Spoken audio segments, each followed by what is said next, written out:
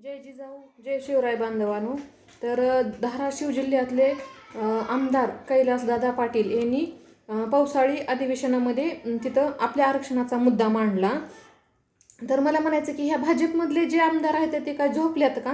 त्यांना माहीत नाही का आरक्षणाचा मुद्दा चालू आहे किंवा त्याच्यात बोलायचं का नाही? ज्यावेळेस दादा उपोषण करतील ना त्यावेळेस फक्त येतात की दादा आम्ही तुमच्या पाठीशी आहोत म्हणून. अरे पाठीशी राहू नका तर खंबीरपणाने दादांना साथ द्या. की फक्त मराठी समाजाचं मन जिंकण्यासाठी तुम्ही तिथं दादापर्यंत आला होतात आणि आणखीन बी फक्त तसं बोलताव. जसं ह्या कैलासदादांनी मुद्दा मांडला तसं तुम्हाला मुद्दा मांडायला का लाज वाटते का ह्या भाजपच्या आमदारांना?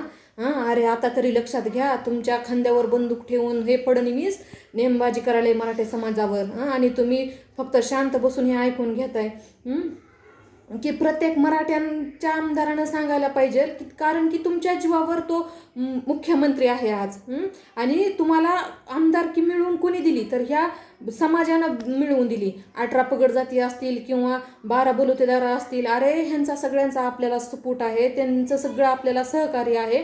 आणि ही मराठ्यांच्याच आमदार भाजपमधले की काय बोलत नाहीत का? तर ह्यांना फक्त खुर्चीचं पडलंय ना. अरे अशा खुर्च्या किती येतील आणि किती जातील, पण मराठा समाजाचा जरा आशीर्वाद घ्या, त्यांच्या जीवनाचं कल्याण करायचं बघा. कारण की असे म्हणजे कितीतरी असे वर्षानुवर्ष तुमच्याकडे खुर्च्या येतील, खुर्च्या जातील. अरे आरक्षणाचा मुद्दा घेऊन घ्या उंच भरारा. आरक्षणाचा मुद्दा घेऊन सगळे आमदार घ्या.